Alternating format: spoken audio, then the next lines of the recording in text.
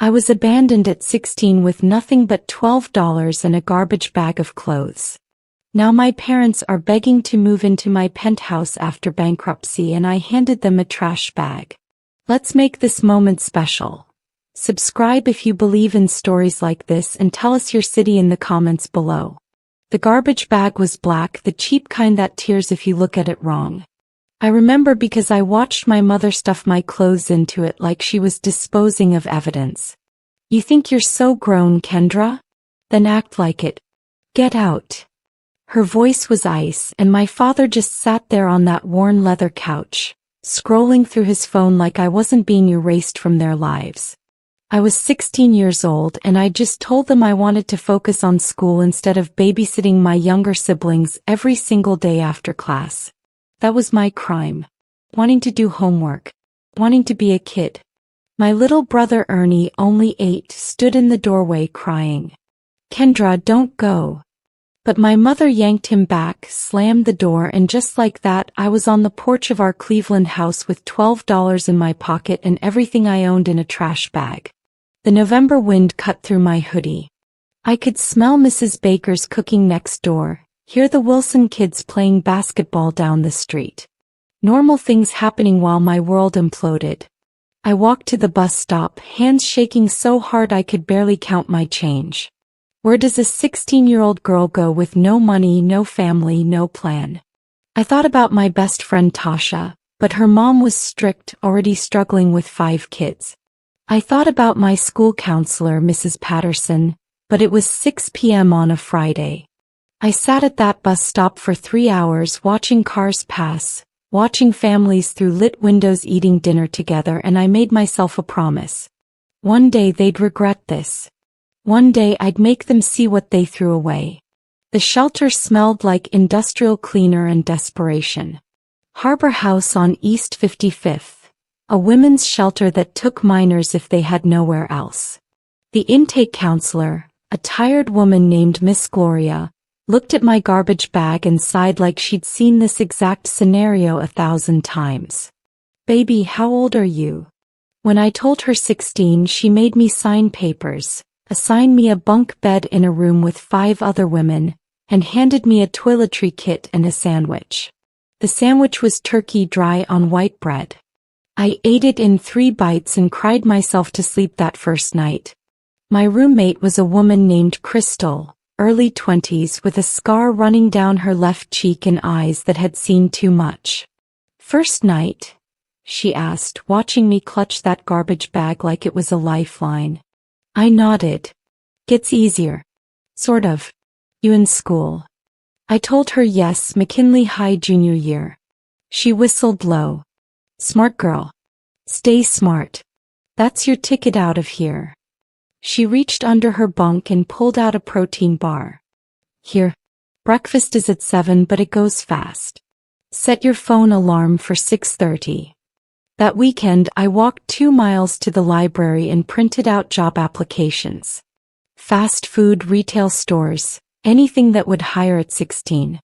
The librarian, Mr. Donnelly, a black man in his 50s with kind eyes behind thick glasses, noticed me printing dozens of resumes. You looking for work? I explained my situation, editing out the worst parts, trying to sound capable instead of desperate. He studied me for a long moment. My wife runs a cleaning company.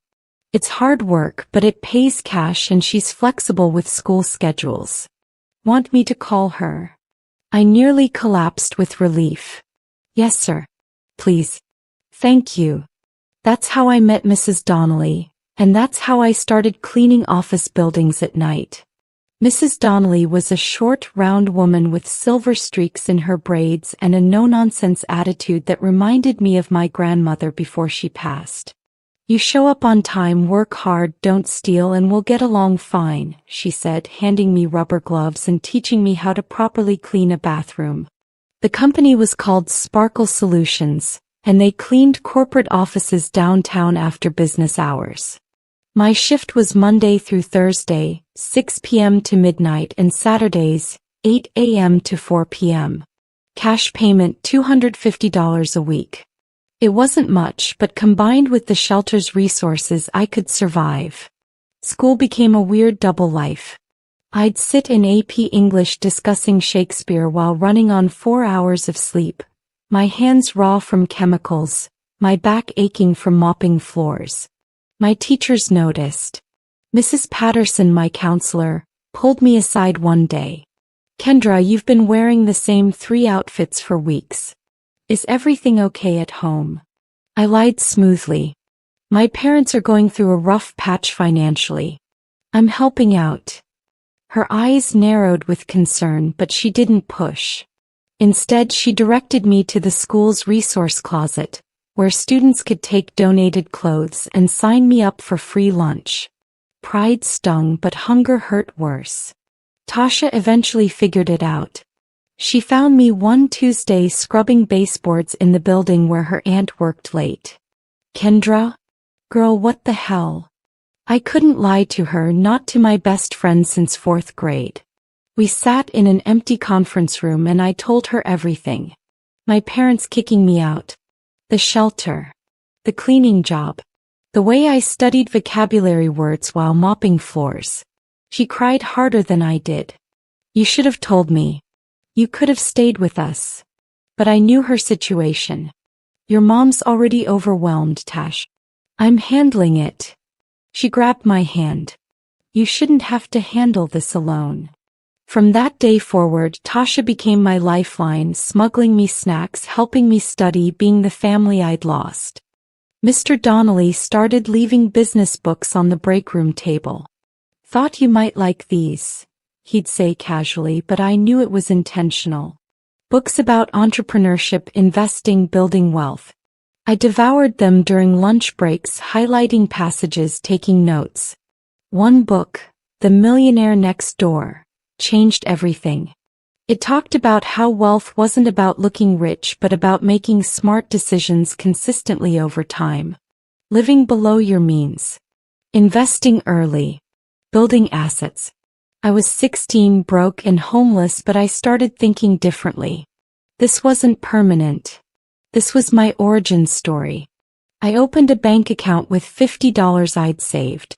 The teller looked skeptical when I came in alone, but my school ID and shelter address were enough. Every week, I deposited 20% of my earnings no matter what. $40 a week doesn't sound like much, but compound interest doesn't care about your feelings. I read about the stock market, about index funds, about how early you start mattering more than how much you start with. When I turned 17 that February, I had saved over $1,000. Felt like $1 million. The turning point came when I was cleaning the executive suite at Henderson and Associates, a wealth management firm. I found a book on someone's desk called Rich Dad, Poor Dad, and another called The Intelligent Investor. I borrowed them, read them in 3 days, returned them before anyone noticed. But the CFO, a sharp-eyed woman named Diana Okoye, caught me one night reading instead of cleaning. "You're the girl who cleaned my office last week." It was spotless. I nodded nervously. He gestured to the book. "You like finance?" I admitted I was teaching myself. He studied me with interest. "How old are you?" When I said 17, she handed me her card. "Come see me when you graduate. We have an internship program." That card stayed in my wallet like a talisman, proof that someone saw potential in me.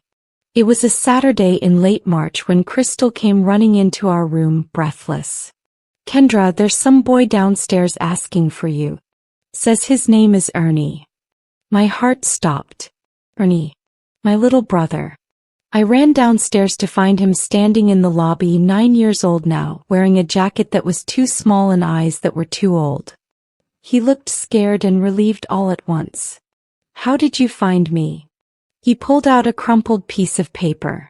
"I heard Mama on the phone once talking about you being at some shelter." I looked it up. Took 2 buses. We sat on the shelter's front steps and he told me everything. How our parents' spending had gotten worse. Designer clothes they couldn't afford, a new car with payments they couldn't make, vacations on credit cards.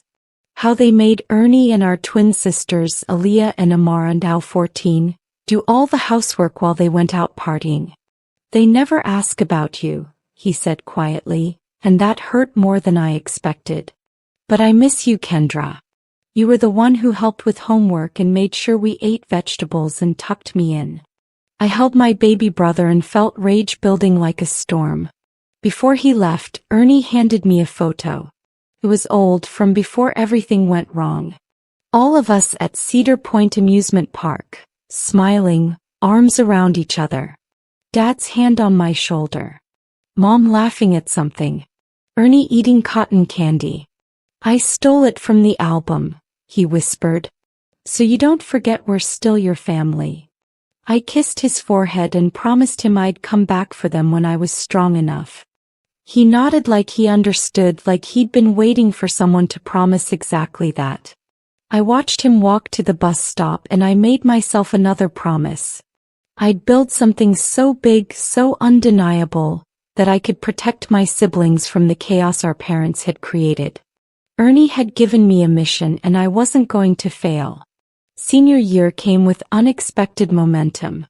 My GPA was a perfect 4.0 despite everything, and colleges started sending recruitment letters. Mrs. Patterson went from concerned to actively invested in my future. Kendra, you could go anywhere. Have you thought about scholarships? I had. I'd thought about nothing else. I applied to 27 schools with full need-based financial aid, wrote essays about resilience that made admission officers cry, according to Mrs. Patterson. The day my acceptance letter to Northwestern University arrived with a full scholarship, I screamed so loud in the shelter lobby that Miss Gloria came running, thinking someone was hurt. Baby, what happened? I showed her the letter, hands shaking. Full tuition. Room and board. Book stipend. Northwestern University in Evanston, Illinois. One of the top schools in the country, and they wanted me. Miss Gloria, tough as nails, Miss Gloria, who I'd never seen show emotion, had tears streaming down her face. I knew it. I knew you were special. She hugged me tight, and for the first time in 2 years I let myself believe maybe, just maybe, I was going to make it out. Crystal took me to Swenson's that night, bought me a burger with her tip money.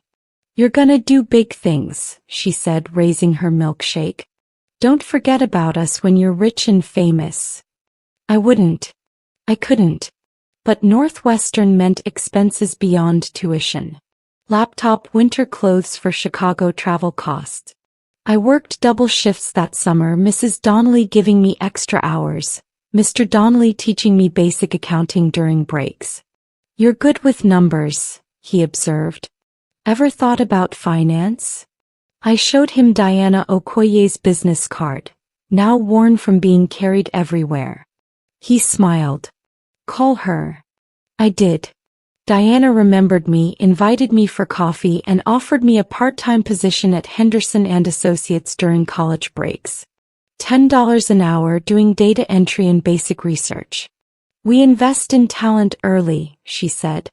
I accepted immediately, and I swear I floated home. Everything was coming together. The girl they threw away with $12 was about to become someone they couldn't ignore. Northwestern was everything I'd imagined and nothing I'd prepared for. The campus was beautiful, the students were brilliant, and I was drowning. Economics courses taught by professors who assumed everyone had parents who could explain market principles over dinner. Study groups where classmates casually mentioned their father's hedge funds. I worked 20 hours a week at the library to cover expenses my scholarship didn't, studied 40 more, slept maybe 4 hours a night. But I was thriving in my own desperate way. By sophomore year, I'd made connections, joined the investment club, and impressed enough people that opportunities started opening up. Then my phone rang at 2 a.m. on a Tuesday in October. Unknown Cleveland number. I almost didn't answer, but something made me pick up. Kendra. It was Aaliyah, one of the twins, her voice thick with tears. It's bad. Mom and Dad lost the house. We're staying with Aunt Rochelle, but she doesn't really want us here and they're fighting all the time and Ernie asked me to call you. My heart clenched. Where are Mom and Dad? Silence. Then, they're at some friend's place. They don't even stay with us most nights. It's like they gave up. I closed my eyes against the familiar rage. They'd abandoned all their children now, not just me. I stayed on the phone with Aaliyah for 2 hours, listening to her and Amara talk about school struggles, about feeling unwanted, about how they understood now why I'd left. You didn't leave, I corrected gently. They kicked me out. Remember that. But in their minds I'd escaped and they were trapped. Before we hung up, I made them a promise I wasn't sure I could keep. I'm going to fix this. I don't know how yet, but I'm going to get you out of there. Aaliyah's voice was small. We believe you, Kendra. We always have. After the call ended, I sat in my dorm room looking at my finance textbooks, my business plan notes, my carefully constructed future, and I added a new goal. Not just success. Not just stability. But enough success to save my siblings from the disaster our parents had created. Junior year brought an opportunity that felt like destiny. Professor Michael Scott, who taught my advanced corporate finance class, announced a competition. Henderson and Associates is looking for 3 students to participate in their summer analyst program.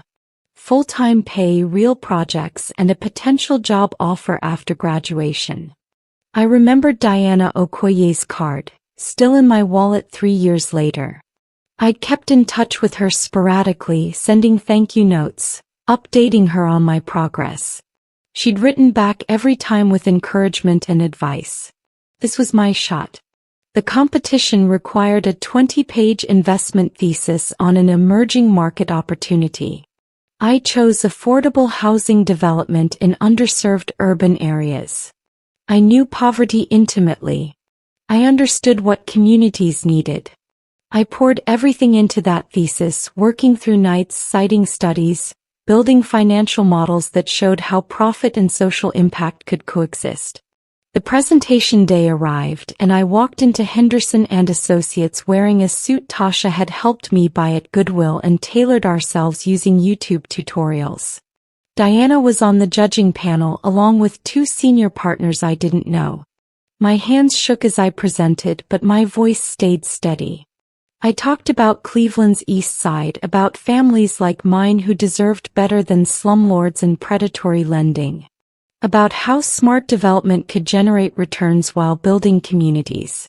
When I finished, the room was silent. Then Diana started clapping and the others joined in. That, she said, is exactly the kind of thinking we need here.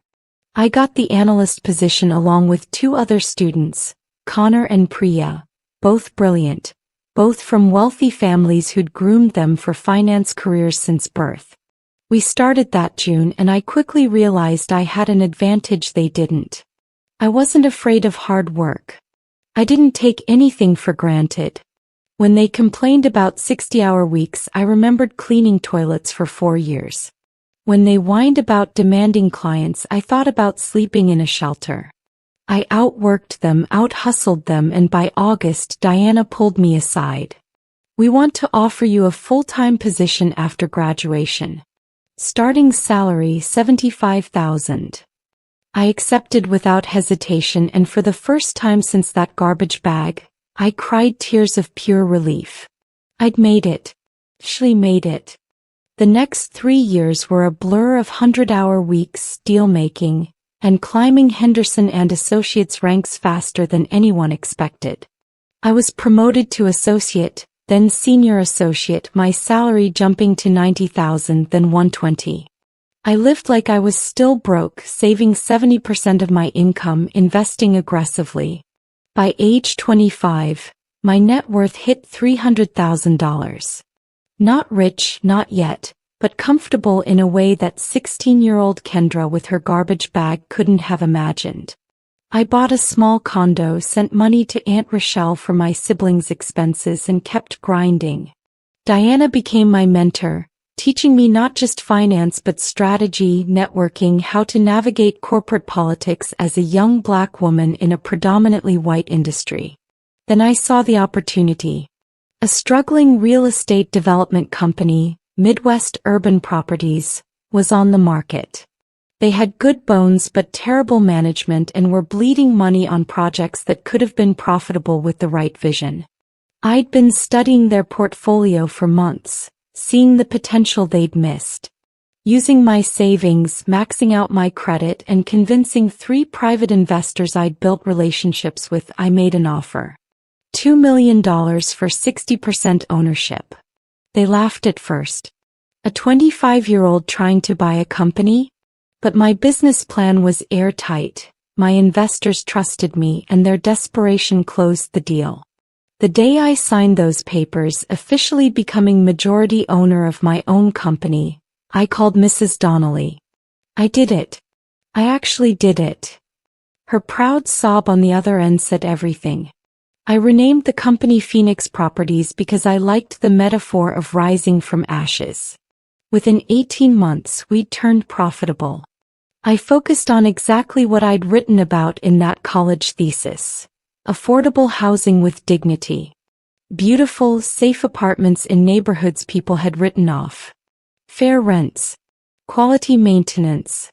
Community spaces. It wasn't just business. It was personal. Every building I renovated, I thought about the families inside. Families like mine could have been if someone had given them a real chance.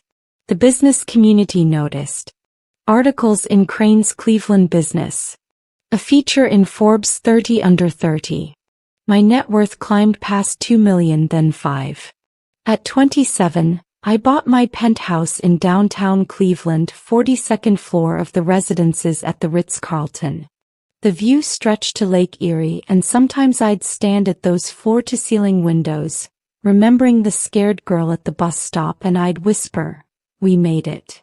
I was in a board meeting when my assistant interrupted, something she'd never done before. "Ms. Robinson, there's a situation. Your parents are in the lobby." The room went silent. Everyone at Phoenix Properties knew my story by now. I'd been profiled in enough magazines that my past was public knowledge. I'd shared it deliberately, wanting other kids from situations like mine to see what was possible.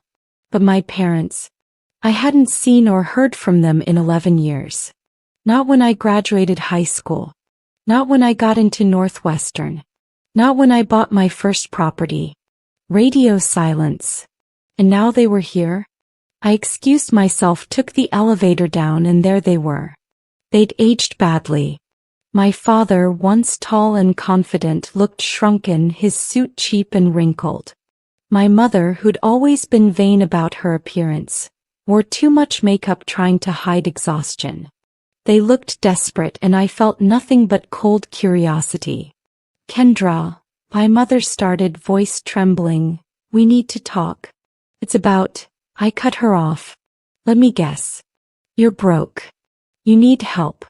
You heard I'm successful now." My father flinched at my tone. "We made mistakes. We know that. But we're still your parents." I laughed, sharp and bitter. "You stopped being my parents when you threw me out with a garbage bag at 16. What do you want?" The security guard, Ernie from the front desk, watched carefully, ready to escort them out if needed. My mother had the audacity to cry. "We lost everything. Bankruptcy. We're about to be evicted. We have nowhere to go, and we thought..." "You thought I'd forget? You thought I'd just welcome you back after 11 years of nothing?" I pulled out my phone, showed them photos. Me at graduation. Me at my first board meeting. Me cutting the ribbon at Phoenix Properties headquarters. "See all this? I built this without you. Despite you." My father tried to speak. "Kendra, please. We're desperate. We just need a place to stay, and you have that big penthouse." Something snapped. "You want to live in my penthouse? The home I bought with money I earned cleaning toilets while homeless? The success you had no part in?" I turned to my assistant. "Jessica, can you bring me something from my office?" She nodded, understanding immediately. When she returned, she handed me a large black garbage bag. I gave it to my mother. Here. Now you know how it feels. The lobby erupted in chaos. My mother dropped the garbage bag like it burned her, and my father's face turned red with anger. How dare you disrespect us like this? After everything we did for you. I stepped closer, my voice dropping to a deadly calm I'd learned in boardrooms full of men trying to intimidate me. Everything you did? You mean feeding and housing me for 16 years, the legal minimum? Then throwing me away the moment I became inconvenient? That's what you're claiming credit for. Other people in the lobby were watching now, and I didn't care. This needed to happen. This had been building for 11 years. My father tried a different approach. We were going through hard times back then. Financial stress. We made a bad decision in the heat of the moment. A bad decision that lasted 11 years? I pulled out my phone again, scrolled to a specific photo. This is Ernie at his high school graduation last year. You didn't go. This is Aaliyah and Amara getting their acceptance letters to college. You weren't there. But I was. I've been paying their tuition, their rent, their expenses for the last 6 years because you abandoned all your children, not just me. So don't tell me it was one bad decision. It was a pattern of selfishness and neglect. My mother was sobbing openly now. We wanted to reach out so many times, but we were ashamed. You were ashamed? I was homeless at 16. I slept in a shelter and cleaned office buildings to survive. Your shame doesn't compare to what you put me through. The truth kept pouring out like a dam breaking. How they'd kept spending money they didn't have on luxury items while their children went without. How they'd prioritized their image over their family's well-being. How they'd never once tried to find me, help me, or apologize. You didn't come here to make amends, I said. You came here because you're broke and you think I'm your meal ticket. You saw the Forbes article, the business features, and you smelled money. That's all this is. My father's expression confirmed it. That calculating look. That same look he'd had when he sat on the couch scrolling his phone while I was kicked out. Jessica stepped forward. Ms. Robinson, your next meeting starts in 10 minutes. I nodded, grateful for the exit. I looked at my parents one last time. You taught me a valuable lesson. You taught me exactly what not to be. So thank you for that and goodbye. I turned toward the elevators, leaving them standing there with that empty garbage bag, a perfect symbol of what they'd given me and what they had now. Nothing. The story went viral within 48 hours. Someone had recorded the lobby confrontation on their phone, and it spread across social media like wildfire. Successful entrepreneur hands parents garbage bag after they abandoned her, read the headlines. My PR team panicked, but I made a decision. I wasn't hiding anymore. I went on record with my story, every detail, every painful moment. I did an interview with Cleveland Magazine, another with a national podcast.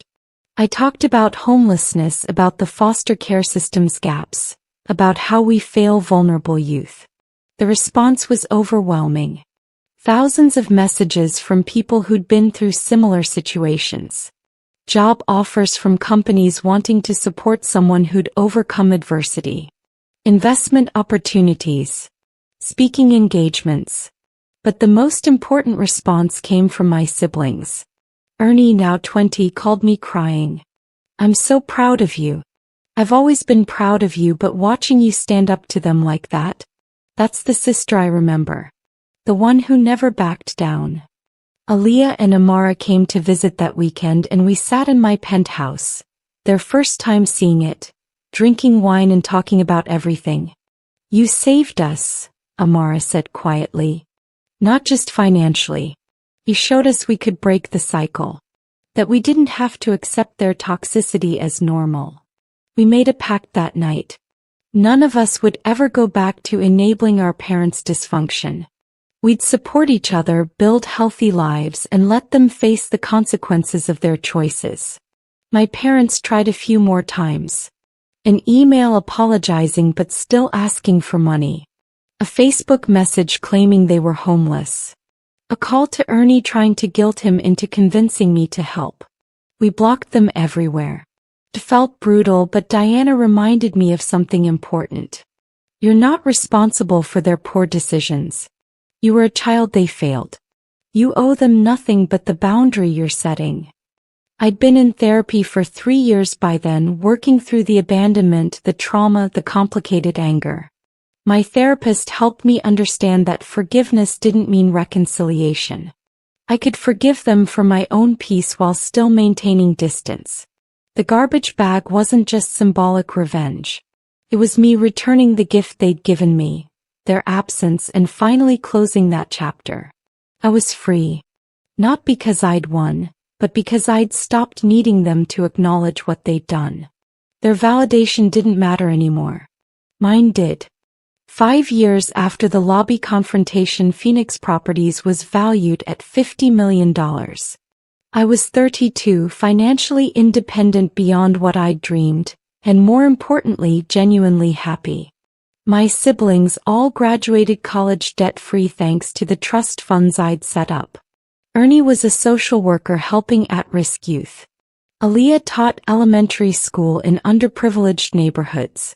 Mar was getting her MBA. We had Sunday dinners at my place, real family moments filled with laughter and support, the kind we'd never had growing up. I'd built what they destroyed, better and stronger. Crystal from the shelter came to one of those dinners, now 5 years sober and managing a recovery program. Mrs. Donnelly and her husband were there too, grandparent figures who'd believed in me when it mattered most. Someone asked about my parents once at a business conference. Do you ever think about reconciling? I considered the question carefully. I think about them sometimes. I hope they're okay. But reconciliation requires accountability, changed behavior, and genuine remorse. They've shown none of that. They just wanted access to my resources without addressing the damage they caused. That's not family, that's exploitation. I'm at peace with my decision. The reporter nodded, scribbling notes. That quote ended up in Fortune magazine's feature on me titled Phoenix Rising: How One Woman Built an Empire from a Garbage Bag. The final twist came last month. A letter arrived from my mother, handwritten, no return address. She'd watched from afar as I succeeded, saw my siblings thriving, realized what she'd lost. The letter was different from before. No requests for money. No guilt trips. Just a simple acknowledgement. You deserved better than what we gave you. I'm sorry we couldn't be the parents you needed. Watching you raise your siblings better than we ever did is painful but deserved. You were always the strongest one.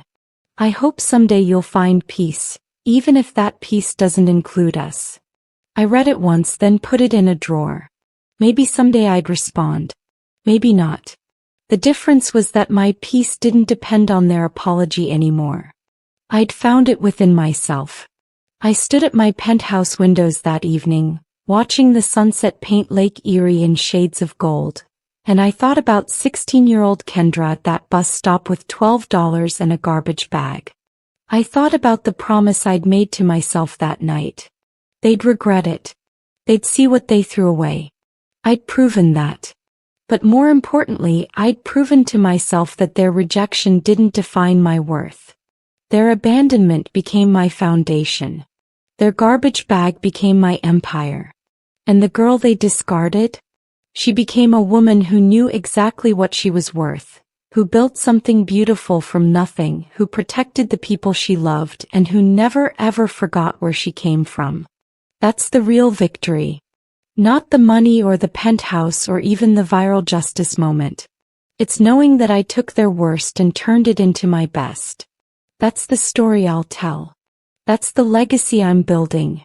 And no garbage bag, no matter how full of pain, can take that away.